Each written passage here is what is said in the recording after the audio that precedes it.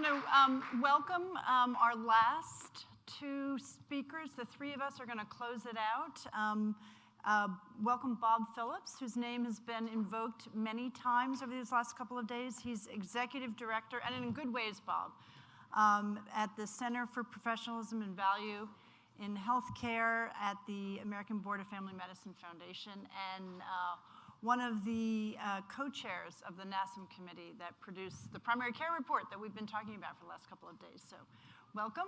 And then I also want to welcome to the stage Nina Graham, who kicked off the PCC conference yesterday and is a patient and was in that lovely video, Patients for Primary Care. And Nina made an incredible offer, and I hope you all heard it, that reach out to that organization. We'll put a link in our follow-up email to all of you.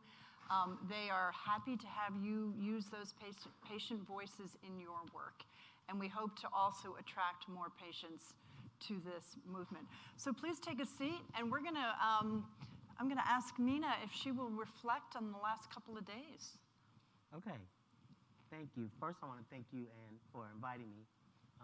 I've learned a lot in the last 2 days. And my reflection will be all the personal conversations that I was able to have. People coming up to me, people asking me, how do I get patients involved? And how do I, where do I get them from? So myself, I came from the Patient Advisory Council in my clinic. And I just want to tell you a quick story about how I got there. It wasn't necessarily with primary care, but my dialysis unit at my county hospital was threatened with an RFP, and they were going to turn it into a DaVita. Sorry if there are DaVita people here. But I didn't want that, and none of the patients did. But the nurses have been fighting for years against this, and they were at their wits' end once the RFP came out. And they asked patients, can you get involved? We said yes, and we went to City Hall. We walked around until we found one supervisor who was willing to listen. We cried on his shoulder, and he set up a meeting with the CFO. And when the CFO got to the meeting, he said, hey, this is gonna happen. We're shutting the center down, it's gonna happen. And the patients got up and spoke.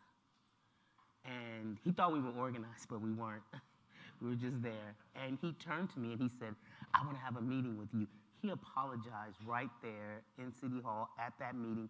And I instantly knew that my voice and the voice of the other patients who were there is what changed his mind. It wasn't the nurses, it wasn't the technicians, because they had been trying. It was the patients. And so I deploy you all to grab some patients from your practices, from your clinics, from your PACs, and drag them along with you. Their voices resonate to everyone. And I've even noticed, just the thank yous and the accolades that I've received here. I would like you all to tap into your patients and use them. The patients are there. They want to make things better. They're like me. I'm so happy to be here with you guys who all want what I want, and that's to make primary care better for everyone. Thank you. Thank you. Round of applause.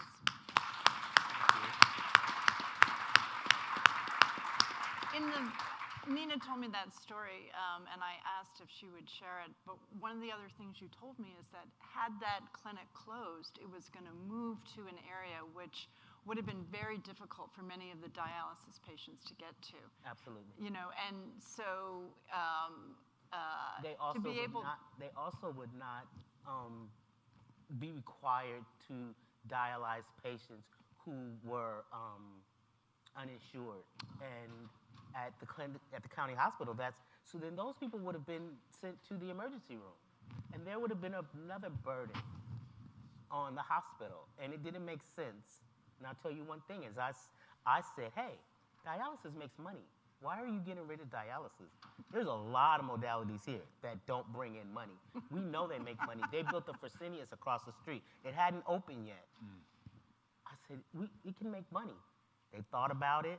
They're currently building a bigger unit, and they're gonna make money. Simple. All comes back to the money, yes. Yeah. Okay, Bob, your reflections. Well, it's hard to follow Nina. I want to implore you, please get patients involved. Patients for Primary Care is just getting started, but you have patients in your practice who can talk to you, not just about what their experience is, but what they aspire to. I reflected on Barbara Rapson's comment earlier that the definition in the NASM report is aspirational. Well, it has to be, because none of us live that currently. And to get there, we're going to have some aspiration. So, and I'm so grateful to the PCC for taking this time and for all of you to come and unpack the NASM report, to walk through the 5 objectives. To move, I hope, from learning, which Rob Dribbins pointed out was the central theme of yesterday's word cloud, to leaning in. We need to move from learning to leaning in, because we're at the halfway point. We're at the halftime recap of what's happened over the last 15 months. And there's another 12 to 15 months of effort that's needed. And I think you heard a lot about it in the last 36 hours. Payment is fundamental. It's the lowest rung on Maslow's hierarchy. If we can't get that solved, the rest of it won't happen. So the scorecards and moving through percent of total spend on primary care is critical. Because without that, the access, the workforce, the digital health, none of that can happen. And the second thing I want to emphasize is that the effort of the Office of the Assistant Secretary for Health to take the implementation plan from the report and turn it into something real, you can't underestimate the power of that. And Judith Steinberg, in particular, in her leadership of that effort, has just been critical. Because, there's 5 stages of grief. There's at least 4 stages of policymaking. The first one is the yawn phase. We've heard this story before. Thanks a lot. And I think Judith has helped HHS move through that very quickly to the skepticism stage. Hey, we really have tried that before. That is not going to happen. The third stage for me is, wow, this seems to be moving. Let's load everything onto that and see if it can carry the weight of what we've been trying to accomplish. So when NASM and OASH co-sponsored a workshop last March and brought together really the internal audience of HHS to say, look, this report's really important. They got 120 different plans from their partners within HHS to load on to this idea of the strategic, collaborating, coordinating platform within HHS. And you heard yesterday Admiral Levine and Judy talk about paring that down to the 4 critical things that this had to happen. It had to coordinate. It had to focus on access. It had to focus on equity, on the behavioral health crisis, and on pandemic recovery and resilience. We really need all of HHS and the VA working together to make those 4 things happen, or the rest can't happen with it, regardless. So the fact that they exhibited that discipline and that Admiral Levine came here yesterday there was no new news in what she talked about in terms of their commitments to this. But the fact she felt it important enough to be here to talk to us ahead of that plan coming out in the next couple months is critical. It's a real message to us that this is important and high level. So what happens over the next few months? Well, we are aiming at having another March webinar with the National Academies and OASH. It may not happen. It's still in the planning stages. But there's another report coming out that I hope you'll watch for, and it's the Whole Health Report. The study director for that is Mark Meisner, who was the study director for the primary care report. That's no coincidence, because this is the bookend. This is primary health care. When primary care is coordinating with public health, when it's coordinating with behavioral health, with community action, this is what primary care can achieve. Don't take your eye off the fundamentals for primary care, what needs to be fixed, but what it can achieve and aspire to achieve is important.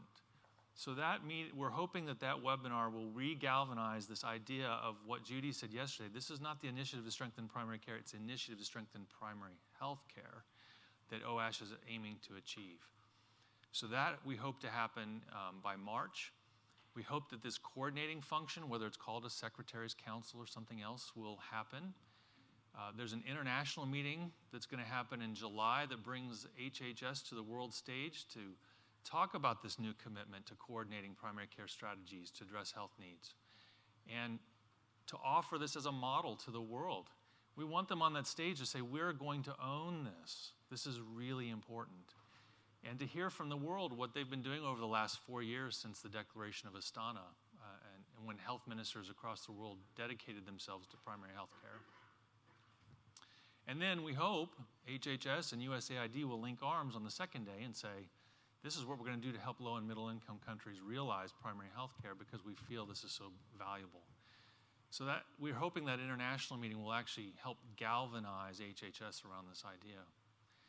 And then the last thing I want to leave you with is that our report recommended that there be a federal advisory committee to this important HHS infrastructure. OASH has put so many resources into that coordinating function that getting a FACA, Federal Advisory Committee, off the ground was not going to happen. National Academies of Science has a carve-out in that statute. They can become a FACA. So the National Academies are setting up a Federal Advisory Committee to the Secretary focused on primary care and primary health care. I'm grateful to AAFP, the National League of Nursing, the Commonwealth Fund, and several others who have dedicated funding to that. I'll tell you, we are 2/3 of the way in fundraising for that. So if you want to contribute financially, it would be a huge thing to have 3 years of federal advisory come out of NASM. If you want to be on that committee, 12 to 15 people will be part of the effort to help bring stakeholders like you to the table to say, this is where our priorities are, and this is where we think we can commit to helping you, HHS. So please look for that to happen as well.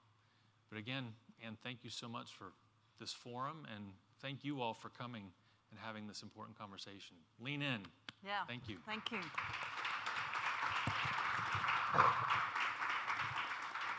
Well, you can see that Bob is this visionary, and so he thinks big, and we need to think big. And when we thought about this meeting, we do recognize that we're celebrating a lot of the innovation that's going on, and yet, you know, primary care is in, and the value of primary care, and the capital flowing in, you know, I think underscores that others see this value. But I think at the same time, we truly understand how vulnerable primary care is and how discouraged many of our primary care clinicians are. But we believe that we've got some momentum and some wind at our back with this NASM report, which is really galvanizing a consensus. So we expect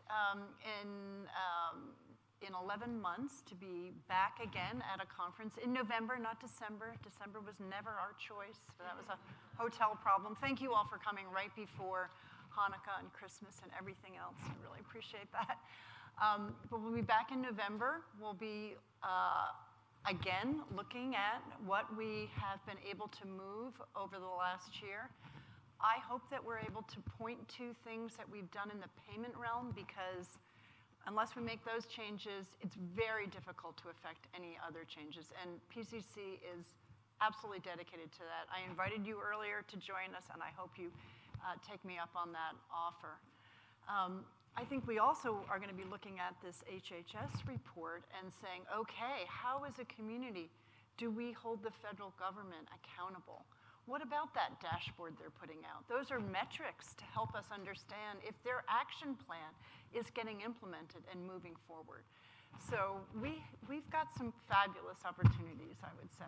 And so I want to thank you all for all of your attention, your input, your ideas, your engagement. It has truly been remarkable. We're not done. I sincerely want to thank this very mighty but small PCC team that is now here, and please, a huge round of applause. They are unbelievable.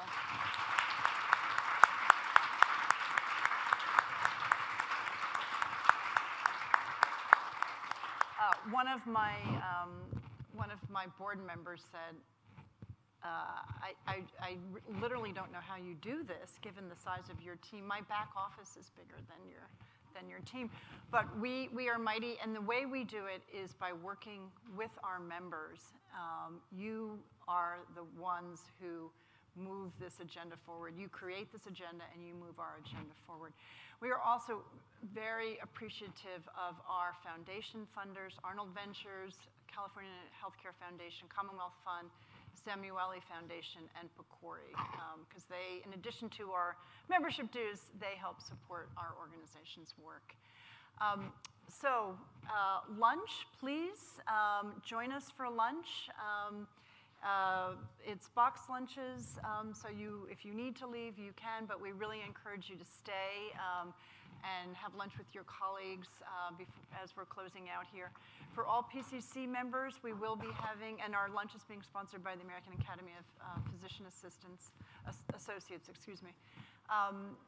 PCC members, we're having a workshop that begins at 1 o'clock, and we're going to be talking about how we can improve communication. We heard that from Kavita. We have work to do to align our messaging, get outside of our community, convince others about the value of primary care. Thank you very much. Round of applause for all of you.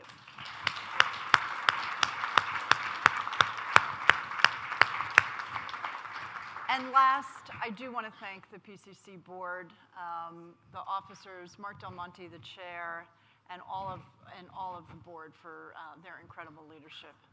Thank you.